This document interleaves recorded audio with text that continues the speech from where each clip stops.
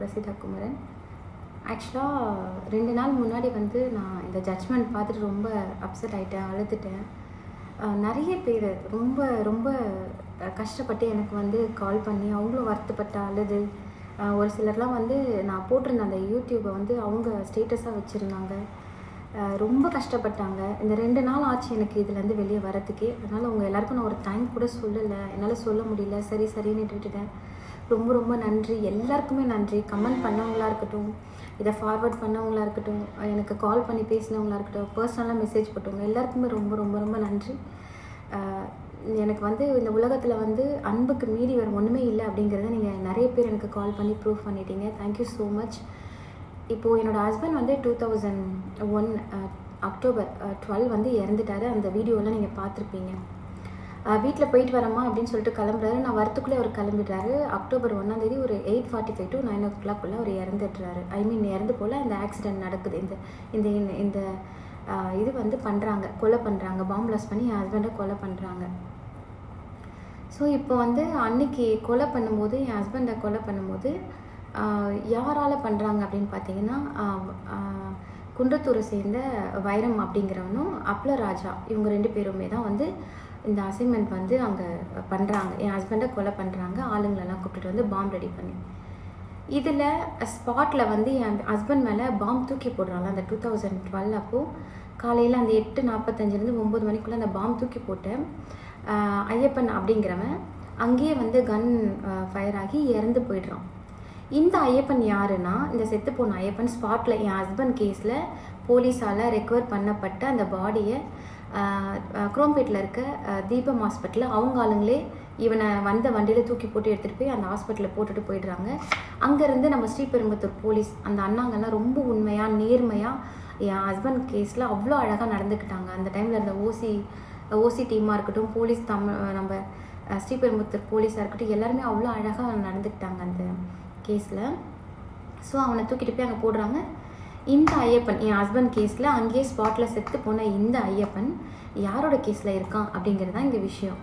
இப்போ இவங்க வந்து சொல்கிறாங்க, என் ஹஸ்பண்ட் கேஸில் வந்து யார் கொலை பண்ணாங்களே தெரியல அப்படின்னு சொல்லிட்டாங்க. யார் கொலை பண்ணாங்கன்னே தெரியல, அங்கே ஒரே புகைமூட்டமாக இருந்தது, அதனால் அங்கே என்ன நடந்ததுன்னு தெரியலன்னு சொல்லிட்டாங்க.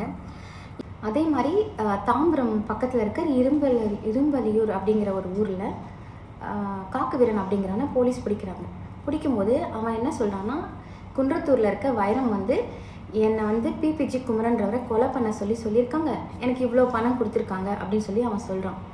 சொல்லும்போது போலீஸ் வந்து உடனே அவனை வந்து போலீஸ் என்ன பண்ணுவாங்களோ அதை எல்லாமே பண்ணி அவனை அரெஸ்ட் பண்ணி அவனை வந்து லீகலாக அவன் எதுக்கு வந்தான்றது ஸ்டேட்மெண்ட்டே எழுதிட்டாங்க. பிபிஜி குமரன்றவரை நான் மர்டர் பண்ண வந்தேன் அப்படின்னு அவன் ஸ்டேட்மெண்ட்டே கொடுத்துருக்கான். இது எப்போ நடந்திருக்குன்னா, அதே 2012 அந்த மந்தில் ஒரு 2-3 மாதம் முன்னாடி. என் ஹஸ்பண்ட் அக்டோபர் 1 இறந்தாருன்னா அதுக்கு முன்னாடி லைக் ஜூன் ஜூலை ஆகஸ்ட் அந்த ரேஞ்சில் அவர் அதே 2012 அவன் மாட்டுறான். இப்போ அவன் போலீஸ் அங்கே அரெஸ்ட் பண்ணி அவன் ஜெயிலில் இருந்துட்டு வெளியே வந்து அப்பளம் ராஜா அப்படிங்கிற அந்த மதுரையில் இருக்க அந்த அப்பளம் ராஜான்ற போயிட்டு இவன் ஹெல்ப் கேட்டு அவங்க 2 பேரும் ஒரு டீமாக சேர்ந்து 2001 வந்து இங்கே இந்த விஷயத்தை என் ஹஸ்பண்டை கொல்லணும்னு அவ்வளோ அழகாக பிளான் பண்ணி பண்ணுறாங்க. இப்போ அந்த காக்குவீரன்றவன் ஜெயிலில் இருக்கும்போது என்னை அப்பளராஜான்ற ஒரு உதவி கேட்க போகிறதுக்கு முன்னாடியே போலீஸ் வந்து என் ஹஸ்பண்ட்க்கு இன்ஃபார்ம் பண்ணிட்டாங்க. இந்த மாதிரி குன்றத்தூர் வைரம் தான் வந்து உன்னை கொல்ல போகிறதா சொல்கிறாங்க, அதனால இந்த மாதிரி அசைன்மெண்ட் கொடுத்ததா வந்து காக்குவீரன் சொல்கிறான்னு சொல்லி அவன் கொடுத்த வாக்குமூலத்தை என் ஹஸ்பண்ட்க்கு சொல்லிடுறாங்க. இப்போ என் ஹஸ்பண்ட் என்ன பண்ணுறாரு, அந்த டேஷுக்கெலாம் கால் பண்ணி கேட்குறாரு, இந்த மாதிரி சொல்கிறாங்க, நீ என் நண்பன் மாதிரி தான் நான் உன்னை பார்க்குறேன், நீ அப்படிலாம் பண்ண மாட்டேன்னு நான் நினைக்கிறேன் அப்படின்னு சொல்லி என் ஹஸ்பண்ட் சொல்கிறாரு. அப்போ அவன் வந்து என்ன பண்ணுறான், பயந்து அந்த ஒரு வாரத்துலேயே ஜெயிலுக்கு போயிடுறான். ஜெயிலில் போயிட்டு ஜெயிலில் உட்காந்துட்டு அங்கேருந்து ஆப்ரேட் பண்ணுறான் எல்லாத்தையும். ஏன்னா இப்போ ஜெயிலேருந்து வெளியே வந்தால் திரும்ப போலீஸ் நம்ம வருவோம், இந்த மாதிரிலாம் நடக்கும்னு சொல்லி அவனே போய் ஜெயிலில் சேர்ந்துடுறான்.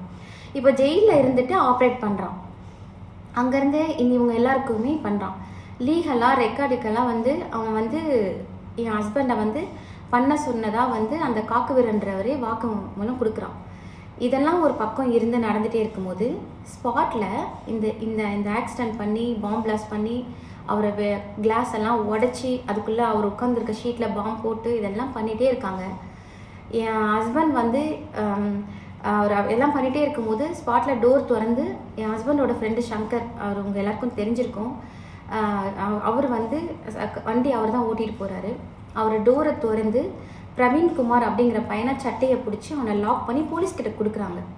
அது கொடுத்துட்டு அவர் வந்து அவருக்கும் ஒரு சில இதெல்லாம் வந்து இவரை காப்பாற்றணும், இவரை தூக்கிட்டு போகணும் அப்படின்ற ஒரு சில இஷ்யூலாம் இருந்ததுனால அவர் வந்து இதில் டைவர்ட் ஆகிடுறாரு. ஆனால் ஸ்பாட்லேயே வந்து அந்த பிரவீன்குமார்ன்ற பையன் இப்போ உயிரோடு இருக்கான். அவனை பிடிச்சி அவர் சங்கர்ன்றவர் பிடிச்சி கொடுக்குறாரு. இப்போ அவனுமே உயிரோடு இருக்கான், அவனுமே இந்த கேஸில் இருக்கான். அவன்கிட்ட தான் பாம்பு எல்லாமே இருந்ததுன்னு சொல்கிறாங்க ஸ்பாட்டில் பார்த்தவங்க. இதெல்லாம் நடந்து இதெல்லாம் ஒரு பக்கம் இருக்கும்போது வைரம் வந்து அப்ளராஜான்றவங்கிட்ட பேசி காக்குவரன்ட்ட பேசி என் ஹஸ்பண்டை பண்ணிட்டாங்க, இவர் இறந்துட்டார், 8:45 தட் இஸ் அதான் 8:45 to 9:30 இவர் இதெல்லாம் பண்ணி முடிச்சிடுறாங்க. இவர் ஹஸ்பண்ட் வந்து இறந்துட்டாங்க. இப்போது இந்த பிரவீன்குமார் வந்து உயிரோடு தான் இருக்கான். இந்த கேஸில் டைரெக்டாக சங்கரனை வந்து பிடிச்சி கொடுத்த இந்த பிரவீன்குமார் உயிரோடு இருக்கும்போதே இவன் பண்ணலை இல்லைன்னு சொல்கிறாங்க. ஏன் சொல்கிறாங்கன்னா, அவர் சங்கர் அவர்கள் வந்து இப்போ இல்லை, இறந்துட்டார். ஏன்னா இந்த கேஸ்க்கு மெயினாக A1 வந்து அவரும் மதிய அண்ணான்னு சொல்லி இன்னொருத்தர் ஹஸ்பண்டோட ரிலேட்டிவ், இவங்க 2 பேர் தான் மெயினாக இருந்தாங்க. மற்றவனங்கெல்லாம் வந்து அல்லக்கை சொல்லுவாங்களா, அந்த மாதிரி யாரும் வந்து சொல்லலாம் மாட்டாங்க. உயிரோடு இருந்த வரைக்கும் அவர்கிட்ட வாங்கி சாப்பிட்டதா இருக்கட்டும், அவருக்கு உண்மையாக இருக்கன்னு இருந்த மாதிரி சில விஷயங்கள்லாம் பண்ணதாக இருக்கட்டும், அதெல்லாம் வந்து சொல்லலை. சாட்சிக்கும் இன்னைக்கு வரைக்கும் வரல, எல்லாம் போயாச்சு. எனக்கு அவங்க மேலே எந்த வருத்தமும் இல்லை. படுத்து தூங்கும் போது அவங்களால நிம்மதியாக தூங்க முடிஞ்சால் ஓகே, அவங்களால தூங்க முடியுமான்னு எனக்கு தெரியல. இந்த சமூகத்தை எப்படி கொண்டு வந்தார், என்னவா ஆக்கணும்னு நினச்சாரு, எப்படி போனார் அப்படின்றது எனக்கு மட்டும் தான் தெரியும். இன்றைக்கி பெண்களுக்கு எதிரான பாலியல் வன்கொடுமையாக இருக்கட்டும், எவ்வளோ கொடுமைகள் நடக்குது. இதெல்லாம் இல்லாமல் என் ஹஸ்பண்ட் இருக்கும்போது அந்த ஊரில் ஒருத்தரால் கூட சொல்ல முடியாது பாதுகாப்பாக இருந்தார். அவர் அவ்வளோ அந்த ஊரை பார்த்து தனக்காக வாழ்ந்தாரோ இல்லையோ, நண்பர்களுக்காகவும் அந்த ஊருக்காகவும் வாழ்ந்தது உண்மை. இதே பிள்ளை பக்கத்தில் யாரை போய் கேட்டாலும் சொல்லுவாங்க, இல்லை நீங்கள் தமிழ்நாட்டில் எங்கே போய் கேட்டாலும் சொல்லுவாங்க. என் புருஷன் யாரையாவது அடித்தான்னு தான் சொல்லுவாங்களே தவிர, ஒருத்தவங்க கையை பிடிச்சி எடுத்தான், திருடினான், கொள்ளையடித்தான், கொலை பண்ணான்னு யாரும் சொல்ல மாட்டாங்க. அவ்வளோ நேர்மையாக வாழ்ந்தவர் இவர் இறந்துட்டார். இப்போ இந்த கேஸ் எல்லாம் ஒரு பக்கம் இருக்கும்போது, இந்த 32 பேரில் 2 பேர் இறந்துட்டாங்க. இதில் ஒருத்தரோ 2 பேரும் நல்லவங்களா இருக்காங்க, விட்டுடுங்க, பிரச்சனை இல்லை. மீதி 28 பேர் டேஷ் இருக்கானுங்களே, இந்த டேஷ் எல்லாம் நான் தான் கொலை பண்ணேன் அப்படின்னு வந்து தைரியமாக சொல்கிறதுக்கு இல்லாமல் பண்ண கொலையை மூடி மறைச்சிட்டு தில்லா சுற்றுறானுங்க. நான் தான் குமரனை கொன்னன்னு வந்து சொல்ல தைரியம் இல்லாமல் இவனுங்கெல்லாம் ஆம்பளையாக சுற்றுறது எனக்கு ஒன்றும் பெருசாக ஒன்றும் தெரியல. ஒரு கொலை பண்ணிவிட்டு நான் தான்டா பண்ணேன்னு வந்து சொல்கிறதுக்கு தில்லு கிடையாது இந்த டேஷுங்க. இந்த கேஸ்லேருந்து தப்பிச்சா என்ன, தப்பிக்கலன்னா நீங்கள்லாம் உயிரோட வாழ்ந்தா என்ன, வாழலாம் என்ன? நீங்கள் இதுக்கப்புறம் படுத்து தூங்கும் போது உங்களால் அந்த வாழ்க்கை ஒருத்தனை கொலை பண்ணி இல்லைன்னு சொல்லி வெளியே வந்து ஜாலியாக சுற்றுறீங்கல்ல, ஒன்றும் பிரச்சனை இல்லை. நாங்கள் ராமானுஜர் பூமியில் தான் இருக்கோம், கடவுளை நம்புகிறேன். ராமானுஜர் பூமியில் இந்த ஸ்ரீபெரும்புத்தூரில் என்ன நடந்தாலும் அவர் பார்த்துட்ருக்கார். அவர் மண்ணில் யாருக்குமே கெடுதல் நடக்காது. அதையே மீறி என் புருஷனுக்கு ஒன்று நடந்திருக்கு, அதுக்கான தண்டனையை கண்டிப்பாக ராமானுஜர் பார்த்து கொடுப்பாரு. இதெல்லாம் ஒரு பக்கம் இருக்குது. இவங்களுக்கு இவ்வளோ தைரியமாக வெளியே வந்து சொல்ல முடியாமல் இருக்காங்க. சாட்சியுமே சொல்லலை. சொந்த சித்தி பெரியப்பா பசங்களே வந்து வாங்கி சாப்பிட்டு கல்யாணம் பண்ணி வச்சு படிக்க வச்சு வளர்த்து அவங்களுக்கு வீடு கட்டி கொடுத்து என்னெல்லாம் பண்ணாரோ அவனுங்களே ஒருத்தர் கூட வந்து சாட்சி சொல்லலை. அவங்க மேலே எனக்கு வருத்தம் இல்லை. பரவாயில்ல, 23 பேர் வந்து உங்களால் சாட்சி சொல்ல முடியல. 23 பேரில் 22 பேர் வந்து கோழியாக இருந்தால் கூட ஒருத்தருக்கும் தைரியம் இல்லை. பரவாயில்ல, அதையும் நான் வந்து பெருசாக நினச்சிக்கல. ஏன்னா உங்களுக்கு உங்கள் சைட்லேருந்து நான் தைரியமாக பேசிட்டு போயிடலாம். இப்போ உங்களோட பாயிண்ட் ஆஃப் வியூலேருந்து பார்க்கும்போது உங்களை யாராவது மிரட்டினாங்களா, இல்லை யாராவது பணத்துக்காக வேலை போயிட்டாங்களா, இல்லை உண்மையிலே வர முடியாத சூழ்நிலையான்னு எனக்கு தெரியாது. நான் லீகலாக கோர்ட்டு நம்பி உட்காந்துட்டு இருந்தேன். அது கண்டிப்பாக கோர்ட் வந்து நல்ல ஜட்ஜ்மெண்ட் கொடுப்பாங்கன்னு நினச்சேன். இது சாட்சி சொல்லாதவங்க மேலே தப்பு இருக்கும்போது நான் ஜட்ஜோ இல்லை இந்த லைக் போலீஸோ யார் மேலேயும் வந்து இந்த தீர்ப்பு மேலேயும் எனக்கு எந்த வருத்தமும் இல்லை. பரவாயில்ல. எனக்கு என்னென்னா, இப்போ சங்கர் அண்ணன் இறந்துட்டார், சங்கர்ன்றவர் இறந்துட்டார். இப்போ அவர் யார் பண்ணார்னா சாந்தகுமார், கச்சிப்பட்டில் இருக்க ஒரு பையன் சாந்தகுமார் தான் இறந்தான். கொலை பண்ணான் அவரை. இப்போ ஒரு 2-3 இயர்ஸ் முன்னாடி கொலை பண்ணாதான் சொல்கிறாங்க. சாந்தகுமாருக்கும் சங்கருக்கும் என்ன மோட்டிவேஷன்? எதுவுமே கிடையாது. சாந்தகுமார்ன்றவன் ஒரு பிரதரை தான் சங்கரை பார்த்தான், அவருமே வந்து அப்படி தான் பார்த்தாங்க. அப்படி இருக்கும்போது இந்த சாந்தகுமார் ஏன் சங்கரை போய் கொலை பண்ணணும்? அவசியமே இல்லையே. அவங்க என்ன பெரிய பிஸ்னஸ் அதிபரா அந்த சாந்தகுமார் போயிட்டு எனக்கு எதிராக இவர் வந்து பிஸ்னஸ் பண்ணுறாதுன்னு கொலை பண்ணுறதுக்கு? அதெல்லாம் எதுவுமே கிடையாது. இப்போ சாந்தகுமார் இறந்துட்டாங்க, சரி சங்கரை கொண்டது சாந்தகுமாராகவே இருக்கட்டும். சாந்தகுமார் இல்லை, இறந்தாச்சு. இப்போ இந்த சாந்தகுமாரை யார் சங்கரை கொல்ல அப்படின்னு சொல்லி அமைச்சிருப்பாங்க? ஒருவேளை இவர் சங்கர் அப்படிங்கிறவர் என்னோடய ஹஸ்பண்ட் கேஸில் main A1 A+ I mean first சாட்சி இவர் தான். ஸோ அந்த சாட்சி சொல்லிடக்கூடாது அப்படிங்கிறதுக்காக தான் இந்த பிஸ்னஸ்னாலேயும் எனக்கும் அவருக்கும் முன்விரோதம் இருந்தது இப்படின்னுலாம் சொல்லி அந்த சாந்தகுமாரை செட் பண்ணி இந்த டீமில் இந்த 29 பேரோ இல்லை இந்த 30 பேரில் இருக்க யாரோ ஒருத்தர் வந்து சங்கர் செத்துட்டா இதோட இந்த கேஸை முடிச்சிடலாம் அப்படிங்கிறதுக்காக இந்த கேம் அரங்கேற்றம் பண்ணாங்களா என்னன்னு தெரியல. ஸோ யாரோ இதை என்னோட ஹஸ்பண்ட் கேஸில் மதிய அழகன்றவரும் சங்கர் அப்படிங்கிறவங்க இவங்க 2 பேர் தான் மெயினாக இருந்தாங்க. அதுக்கப்புறம் இருக்கிறாங்க சித்தி பசங்க, அவங்க பேர்லாம் நான் சொல்ல விரும்பலை, ஏன்னா அவங்களே அதை விரும்பலை. அதனால் வந்து நான் அவங்க பேர்லாம் சொல்ல விரும்பலை. எனக்கு இவங்ககிட்ட ஏதோ ஒரு உரிமை இருந்தது, அதில் சொல்லணும்னு தோணுச்சு, அதனால் சொல்கிறேன். ஸோ அவர் மதிய அழகன் அண்ணன் இல்லை, அவர் இறந்துட்டார், அவர் சூசைட் பண்ணிக்கிட்டார். சங்கரோட நிலைமை உங்களுக்கு தெரியும், அவருமே மர்டர் பண்ணிட்டாங்க. அப்போ இந்த கேஸில் என் ஹஸ்பண்ட் கேஸில் A1 சாட்சியாக சங்கர் மட்டும்தான் இருந்தார். ஃபஸ்ட்டு 2வது மதிய அழகன் இருந்தார். இப்போ சங்கர் வந்து இந்த சாட்சி எங்கே சொல்லி இந்த கேஸ் வந்து நம்ம ஜெயிக்க முடியாமல் போய் ஜெயிலுக்கு போயிட்டு போகிறோன்னு பயந்து இந்த சாந்தகுமார் என்ற பையனை இதில் யூஸ் பண்ணி அவனை இன்ஃப்ளூயன்ஸ் ஆக்கி இந்த மர்டர் நடந்து சங்கர் அதுக்காக பண்ணாங்களா இல்லை வேறு ஏதாவது ரீசனுக்காக பண்ணாங்களா? இதெல்லாம் வந்து எனக்கு நிறைய கேள்வியாக இருக்குது. இப்போ நான் இதெல்லாம் பேச வரேன், நான் இதெல்லாம் பண்ண வந்தால் என்னை என்ன பண்ணுறாங்கன்னா, ஒரு வாட்டியும் என்னை லாஸ்ட் மந்த் வந்து RTO ஆஃபீஸ் கூப்பிட்டாங்க. இது மாதிரி உங்கள் ஹஸ்பண்டை கொன்னவங்களுக்கு ஜட்ஜ்மெண்ட் வர மாதிரி இருக்குது, அது கன்ஃபார்ம் ஆகலை, நான் வந்து உங்களுக்கு இந்த சொன்னாங்க சொல்லி நான் வந்து இதை எனக்கு வந்து எழுதி கொடுத்துட்டு போங்க, அவங்களால உங்களுக்கு எதுவும் ஆபத்து வந்துடக்கூடாது அப்படின்னாங்க. எனக்கு இது வரைக்கும் 3-4 லெட்டர் மிரட்டி போட்டிருக்காங்க. நீ ஸ்ரீபெரும்புத்தூரே வரக்கூடாது, எங்கேயுமே வந்து அந்த PPG குமரன்ற பேர் பார்க்கக்கூடாது, உன்னை பார்த்தா எனக்கு அந்த பேர் ஞாபகம் வருது, அவனை அந்த PPGன்ற பேர் அந்த அவனுங்க போட்டிருந்தது. என் ஹஸ்பண்ட் அப்படி மரியாதை இல்லாமல் இவனுங்க போட்டதெல்லாம் பேசக்கூடாதுன்னு நான் நினைக்கிறேன். ஏன்னா அவனுங்க அப்படி போட்டாங்க, அது ஒரு ஃப்ளோவில் வந்துச்சு. அந்த PPG குமரன்றவரை பார்த்தா உன்னை பார்த்தா அவர் ஞாபகம் வருது, அவரை பார்த்தா கொலை பண்ண எங்கள் எல்லாரோட பேரும் திரும்ப திரும்ப வருது, நான் இங்கே பார்க்கவே கூடாதுன்னு சொன்னாங்க.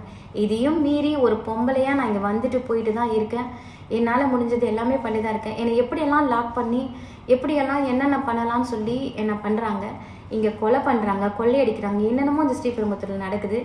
அது சம்மந்தப்பட்ட அது ரிலேட்டடாக மிரட்டுறவங்க, இல்லீகலாக பண்ணுறவங்க, அதெல்லாம் யாரையுமே பிடிக்கிறதில்ல, அவங்களெல்லாம் என்கொயரி வைக்கிறதில்ல. என்ன ஆகுனா என்கொயரி வைக்கிறாங்க, பாதிக்கப்பட்டேன்னா இப்போ முடிஞ்சு போச்சு, இதுக்கப்புறம் என்னை என்கொயரிக்கெலாம் யாரும் கூப்பிட மாட்டாங்க, எங்களை யாரும் தேடி வர மாட்டாங்க, ஏன்னா அவங்களுக்கு தேவையானது முடிஞ்சு போச்சு, அவ்வளோதான். நான் சொன்னேன் இல்லைங்களா, ஸோ இந்த லைக் 32 பீப்புள் சொன்னோம் இல்லையா என் ஹஸ்பண்ட் கொலை கேஸில், நிஜமாவே நான் சாமிக்கிட்ட வேண்டுவேன், இவனுங்க வந்து ஒரு நாய் கடிச்சு கூட, இந்த நாய்ங்க ஒரு நாய் கடிச்சு கூட சாகக்கூடாது. ஏன்னா அவனுங்க செத்துட்டாங்கன்னா நான் என் பசங்க எங்களோட ஃப்யூச்சர்லாம் இருக்குது, இதனால் மறுபடியும் எங்களோட கெரியர் மறுபடியும் நாங்கள் பின்னாடி போயிடக்கூடாதுன்றதுனால ரோட்டில் போகிற ஒரு நாய் கூட இந்த நாய்களை கடிச்சிடக்கூடாது. நான் ரொம்ப பர்ஃபெக்டாக வேண்டுவேன், லீகலாக கோர்ட் பார்த்துக்கோம் அப்படின்னு நான் வெயிட் பண்ணிட்டு இருந்தேன். அதுவும் நடக்கல, பரவாயில்ல. இவங்க எல்லாம் நினச்சிட்டு இருக்காங்க சாயந்தரம் 6 மணிக்கு போய் சூரியன் பின்னாடி நின்றுட்டு நான் போய் நின்னேன், சூரியன் மறைஞ்சிச்சு, இதுக்கப்புறம் சூரியன் வராது பாருன்னு அப்படியே கண்மூடித்தனமாக அந்த பிளாக் மேஜிக் பண்ணுற மாதிரி மக்களை ஊரை ஏமாற்றிட்டு இருக்காங்க. அதனால் அப்படி தான் பண்ணுறாங்க. ஆனால் அவங்களுக்கு தெரியல, அந்த சூரியன் வந்து 6 மணிக்கு போனது திரும்ப நாளைக்கு காலையில் அவங்களுக்கு எதிராகவே ஆப்போசிட்டாக வந்து நிற்கும்ன்றது தெரியாமல் இதெல்லாம் பண்ணுறாங்க. பரவாயில்ல, என்ன நடக்குதோ நடக்கட்டும். என் சைட்லேருந்து நான் வந்து என் ஹஸ்பண்ட் செத்தப்பவே இறந்துட்டேன். என் பசங்களுக்காகவும் எனக்காக இருக்கிற என் உறவுகளுக்காகவும் என்னோடய கணவருக்காக மட்டும்தான் நான் வாழ்ந்துட்டுருக்கேன் இந்த நிமிஷம் வரைக்கும், வேறு எதுவும் இல்லை. ஸோ இங்கே வந்து நம்ம யார்கிட்டையாவது பேசினாலோ இல்லை இப்போ சொல்கிறாங்க பாருங்கள், இந்த வீடியோ பார்த்துட்ருக்க என் வீட்டுக்கார கொன்ன அந்த 32 பேரில் இருக்க அந்த 30 பேருக்கு சொல்கிறேன், உங்களெல்லாம் நான் நேரில் நின்று பேசியிருப்பேனா இல்லை உங்ககிட்ட நான் ஏதாவது வந்து ஹெல்ப் கேட்டிருப்பேனா? என்னை வந்து இவங்க கிட்ட வந்து நான் போய் நின்றுட்டேன், குமரன் ஒய்ஃப் போய் பேசிட்டாங்களா, என் புருஷன் எங்களை அப்படியெல்லாம் இன்னொருத்தங்கிட்ட போய் கையை ஏந்துற அளவுக்கு எங்களை விட்டு வச்சுட்டு போகல, நானும் அந்த மாதிரி இல்லை. ஸோ இப்போ எனக்கு அடுத்து என்ன பண்ணுவாங்கன்னா, இப்போ இந்த இஷ்யூ நான் இப்போ போட்டிருக்கேன் இல்லையா, இது ரிலேட்டடாக ஒரு 10 நாள் பேசுவாங்க. நீங்கள் பேசுங்க, பேசுகிறவங்க நீங்கள் பேசிக்கிட்டே தான் இருக்கணும். நான் ஏற்கனவே சொன்ன மாதிரி மக்கள் பார்த்துட்ருக்காங்க. PPG குமரன் அவர்கள் வந்து இந்த சமூகத்துக்கு என்ன பண்ணார், யாராவது ஒரே ஒரு பொம்பளையோ இல்லை ஒரு குழந்தையோ இல்லை ஆம்பளை கூட இருக்கட்டும், யாராவது ஒருத்தர் சொல்லுங்கள். இதனால தான் அவரை வந்து கெட்டவர்னு சொல்கிறாங்கன்னு யாரும் சொல்ல மாட்டாங்க. அவர் இண்டிவிஜுவலாக நின்று கவுன்சிலராக வின் பண்ணதுக்காகவும் தொழில் போட்டி காரணமாக மட்டும்தான் அவரை கொலை பண்ணாங்க, வேறு எந்த ரீசனுமே கிடையாது. இதுக்காக மட்டும்தான், போட்டி பொறாமைக்காக மட்டும்தான் பண்ணாங்க. அவர் இறந்துட்டார். நானே என் குழந்தைய வாழணும்னு நினைக்கிறேன். 13 வருஷங்க சினிமாவில் படையப்பா படத்தில் வர ரம்யா கிருஷ்ணன் மாதிரி நான் 8 வருஷம் 7 வருஷம்லாம் ரூமுக்குள்ளேயே அடைஞ்சிருந்திருக்கேன். என் ஸ்கின்னெல்லாம் ப்ராப்ளம் ஆயிருக்கு. நாங்கள் இப்போ ஒரு 4-5 வருஷமாக தான் வெளியில் வந்து என் குழந்தைங்களுக்காக நான் வாழ்ந்துட்டு ஏதோ பண்ணிகிட்ருக்கேன். சொந்த பந்தங்கள், என் ஃப்ரெண்ட்ஸு, என் புருஷனுக்கு நான் உண்மையாக இருக்கேன். போதும். நான் வந்து எல்லாருக்கும் வந்து ஆஞ்சநேயர் கிடையாது, நெஞ்சு ஓப்பன் பண்ணி காமிச்சு நான் வந்து என் மனசில் வந்து என் கணவர் இருக்கார், என் குழந்தைங்க இருக்காங்க, நான் இப்படி தான் வாழ்கிறேன்னு உங்களுக்குலாம் வந்து சர்டிஃபிகேட் கொடுத்து தான் நான் வாழலைன்னா நான் வாழவே முடியாது. நான் எப்படி இருக்கேன்றது என் கணவருக்கு தெரியும். நான் என் கணவருக்கு உண்மையாக இருக்கேன். எனக்கு அந்த ஒரு சந்தோஷம், தைரியம் போதும். என் குழந்தைங்க நல்லபடியாக நான் வளர்த்தாச்சு, வளர்ந்துட்டுருக்காங்க. இதுதான் நடந்தது. இதுக்காக தான் இவ்வளோ கேம், இவ்வளோ லெட்டர்ஸ், இவ்வளோ முதுகில் குத்துற நீங்கள் தைரியமாக முன்னாடி நின்னே குத்துங்க. எதுக்கு பின்னாடி போய் குத்தி நான் திரும்பி பக்கத்துக்குள்ளே செத்துடுறல, அது மாதிரி பண்ணாதீங்க. எப்போவும் என் ஹஸ்பண்ட் இறந்தப்போ பாதி போயாச்சு. இதுக்கப்புறம் ஒன்றும் இல்லை. ஒரு பொம்பளையா தனியாக நின்று 2012லேருந்து இன்னைக்கு வரைக்கும் நான் போராடிட்டு இருக்கேன். இதுதான் இந்த ஜட்ஜ்மெண்ட் தான் எனக்கு அன்றைக்கே தெரிஞ்சு தான் நான் என்னோடய வேலைகள்லாம் இன்னும் கொஞ்சம் வேறு மாதிரி பார்த்துருப்பேன். பரவாயில்ல, இப்போவும் நான் ஒன்றும் இது பண்ணலை. கடவுள்கிட்டையும் இந்த நீதி வந்து மக்கள்கிட்டையும் நான் விடுறேன். அவங்களுக்கு தெரியும், அவங்க பார்த்துப்பாங்க அப்படின்னு நான் நம்புகிறேன். தேங்க்யூ.